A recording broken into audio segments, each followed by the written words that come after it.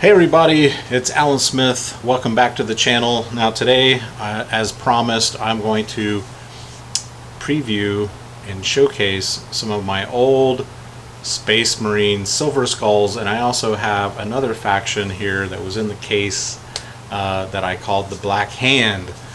And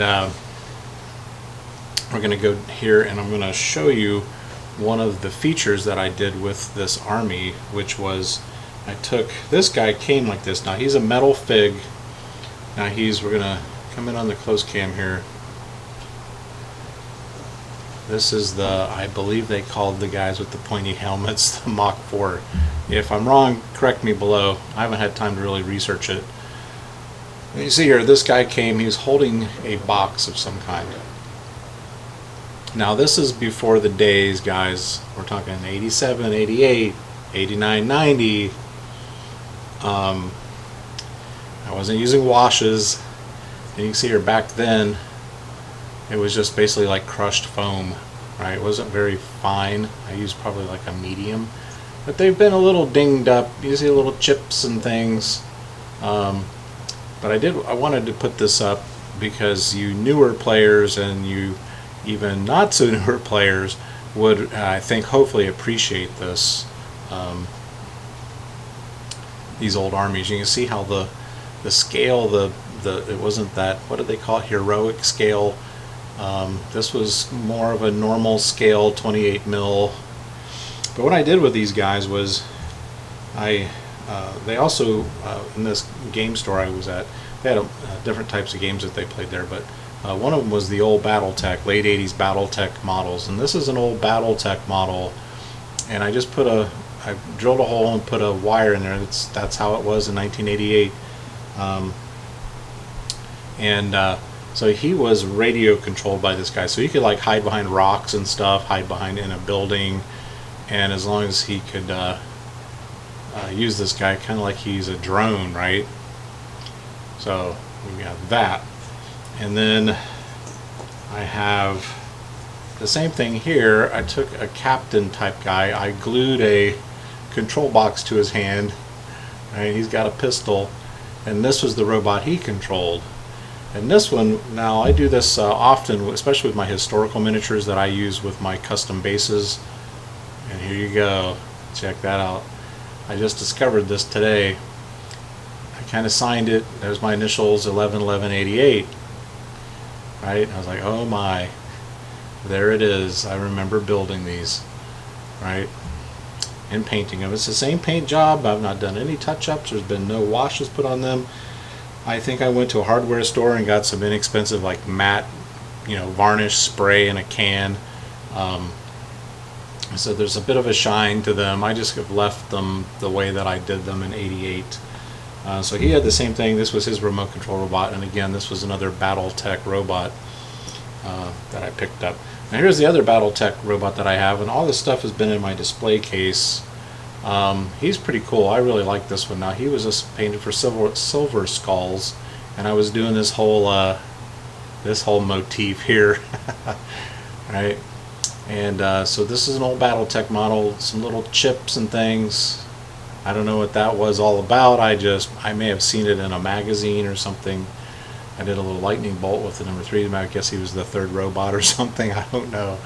But gosh, when I hold these and I look through them, the memories, right? The memories, because God, we played to my fraternity brothers, and when I came back to Central Ohio to work. Even with my friends here, I got 3 or 4 guys. We would come over to my apartment. I shared an apartment outside of Ohio State campus with 2 other guys. One guy I went to high school with, and we would play on the kitchen table, right? So now let's delve back into some other models here. Now these are really interesting because these were the very first Terminators, guys. These are the old school Terminators. Now this one is a paint scheme. I'm not sure where the paint scheme came from, but It's kind of like a navy with a gold. You can see how crude they really were. Now this is the one, he's chipped up, and I've got a couple of these guys. And you could put a banner on the back. There's a hole there for a banner, like the Eldars had. And I got this 1010 on here. I'm not gonna, if you don't know what that means, then you don't need to know. 1010, I guess, was doing this whole SS thing, right? So these are the very first Terminators. Now, moving back to Central Ohio and still into the hobby, a local hobby shop that carried 40K stuff. This was the next iteration of Terminators. Now this would be early 90s Terminators, right? You see they're a little chipped up. I really like the paint scheme. There's 10, and just little things like I did a number 2 on the side there. So yeah, he's number 3. I got a couple more of these in the case. Now this is a metal miniature. All those were metal miniatures there. Everything here was metal miniature. Now this guy came from a plastic kit. He was part of the first Warhammer Space Marine plastic kit. Very first, right? Because before that, playing with the guys in Minneapolis, they said, yeah, everything was metal, right?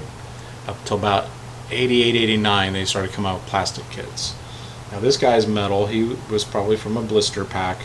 Again, he's got the pointy nose, right? And he was the medic. This is how they did the medics back then, guys. You can see how much smaller the armor was than the new stuff. It had a slotted base, which is very common for Games Workshop back then, right? You got your slotted base.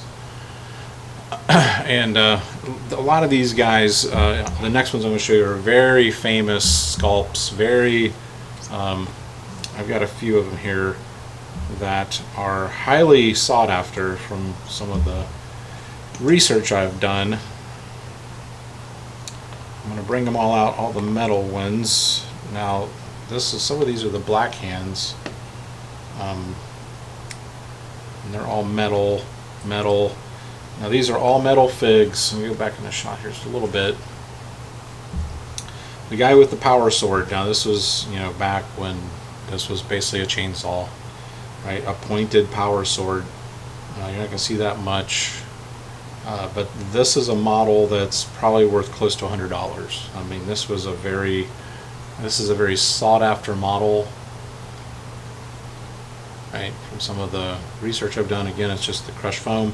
And this outside of playing with it for several years, this is just how it was when I purchased it and painted it in college in the late 80s, right? Nothing's changed. This is all the way it was.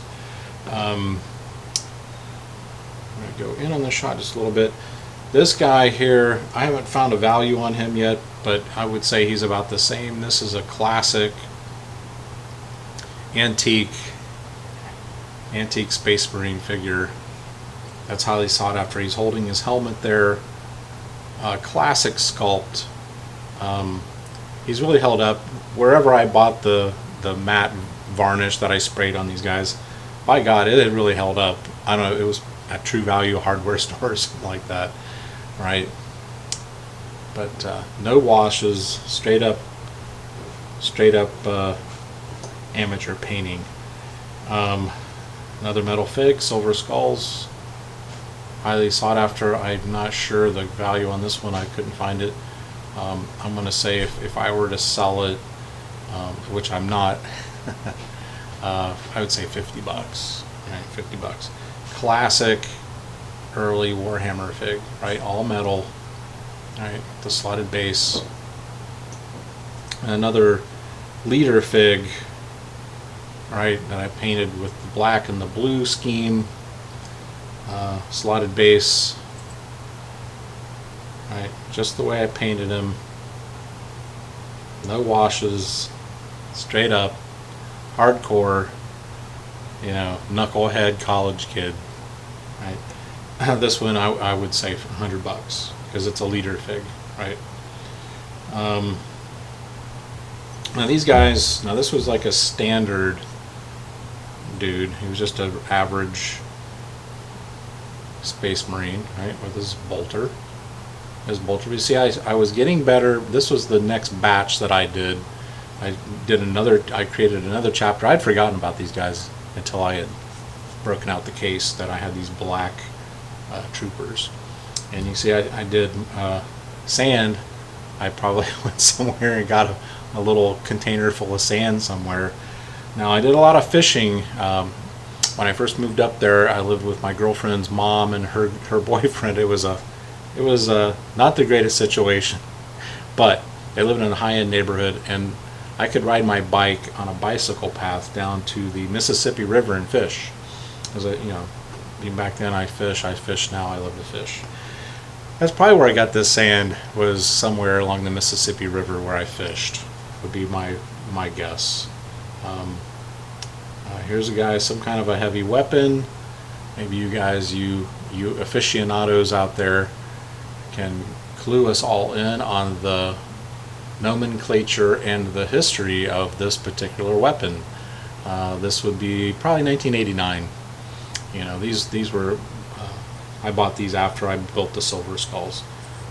Here's another heavy weapon guy, right? 1989 era antique Space Marine, and there's his weapon, right? There's his weapon. Standard Silver Skulls. Now, I'm going to pick out some of the different weapons that I had here. Four of the main different types of weapons. So we've got 5 guys here, basically different weapons. These are both bolters, but one has a power, I don't even know what you call that, a power bayonet, a power cutter, right? Looks like at some point I put some different basic material on this guy. Don't know what that was all about. And this is basically just the foam, just crushed foam that I used on the base with brown. Now these are the plastics, and even back then I ran to a craft shop or someplace, and that's the original. It's still in there. It's just filled with clay, right? And we played on a couple different kinds of mats, and you can see over the years that the stuff is still embedded in the clay that we played on all those years ago. Rocket launcher, I love using these rocket launchers. I have several of these in the case because the way we played it is if you got a successful hit, you could keep shooting it up to 4 times and get 4 total shots if you kept getting successful to-hits, right? I don't know, that's just how we played it. It was a house rule. Otherwise, they were too powerful, because you can see he has a whole clip of rockets here. So you could get no hits, or you could get up to 4 hits, right? Just depending how well you rolled. Flamethrower. Here's the classic plastic Space Marine kit, original plastic Space Marine kit, 1988 circa, and that was your flamethrower. All right, there he is. Right? If you guys ever wondered what they looked like, the old original stuff when it first came out and when we first started playing, and this guy just had a blaster pistol of some kind. Right? I just love the aesthetic of these Space Marines. And then of course my affinity for the Germans came through in my army. I had an SS flag. I just made this out of cardstock. You know, put it on this came with the sprue. Again, this was another plastic one. And I just weighted him down with some clay. Right? Hours and hours. I just can't remember the hours and hours we played with these dudes. So this was the Black Fist. He was another rocket launcher, and that's how I painted him. with the Mississippi sand, right? Just think of that, how long that's been around. This guy had a power claw, but he had one that broke off at some point along the way. So he only has one. He's a leader, obviously. He has a bolter on his back.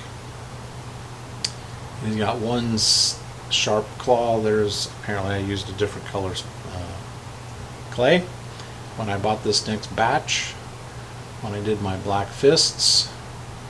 And I just made these up. Silver skulls, black fists. I don't even know that those were like chapters. I just made them up, right? And my own device. Again, another guy with a bolter with the chainsaw on the end of it, right? And then the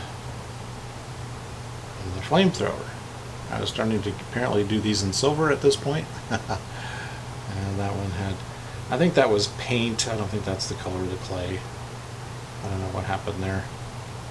Looks like about the same color as the body armor. And I just came in, you know, college kid. Made them look as good as I could. I tell you what, as soon as I put these down on a fold-up table, and I put out my little mat that I bought that just rolled up. It was, you know, had the flocking on it. I'd get a couple guys to come in to play. Next thing I know, my whole bedroom my whole room was full of guys, right, wanting to play. So this style of Space Marine, the aesthetic, the look of the Space Marine really drew people in, sucked them in. When I came back to Columbus, same thing. I had invited the guys over I went to high school with, and we played on the kitchen table out in the kitchen, and we would be up till 2 in the morning playing, you know, matches. Now here's one. Now I have several of these. These are your original Space Marine bikes. He's pretty chipped up. I kind of did like a camo thing. You can see the sculpt isn't that great. The detail on the motorcycle is not that great. He's got some kind of a weapon here, and he's got 2 weapons in the front, and he's holding some sort of a heavy weapon over the handlebars. He's awfully shiny. I think whatever top coat I was using on that obviously had more, it was less matte, and looked like there was a weapon right by this tire. If you can see it, you can see that weapon there. I don't know what that's all about. And then there's another weapon on the other side. But just so you guys know what the first bikes were, I remember when these first came out, I went to the shop, and these were in blister packs. I want to say a lot of these metal guys that came in blister packs, single blister packs, you bought one at a time, they were like $1.50, something like that. And then these guys were like $5 or something, $4.50, something like that. You know, as a college kid, you can go and buy 5 or 6, you know, get a little bit. And then they came out with the plastic kit. I think you got like 30 Space Marines for like $20. The first edition rule book that I have on the way from UK, I think that thing was like $19.95, right? And now you can get, if you've got one in very good condition, you can get almost $2,000 out of it. Actually, there's ones out there floating around, guys, for over $2,000. So yeah, fairly good return on your money. But I'm just saying, you're probably not gonna lose money on your stuff. If anything, you're gonna get at least what you have in your armies that you're building back out of it, and you could recycle that money to building something else. All right, thanks for coming along today, guys. I hope you enjoyed this journey back into time, and allow me to reminisce. And like I said, since the studio's basically done, and we're going to start really ramping up production of videos and builds and things that I'm going to do here in the studio, I think it's really fitting to dig back down to my roots. We're going to do the series of videos of the old school Warhammer, and then we're going to do some of the old school D&D that I have. And if you look back a few years ago, I did some of the old D&D rule books. Go back, look at some of those videos. I think you'll enjoy them. Great books, classic. But I have the old books, and I also have 2 other editions over here, including the current edition books over here on my bookshelf. All right. Hope everybody's well. Keep hobbying, and I'll see you next time. Ciao.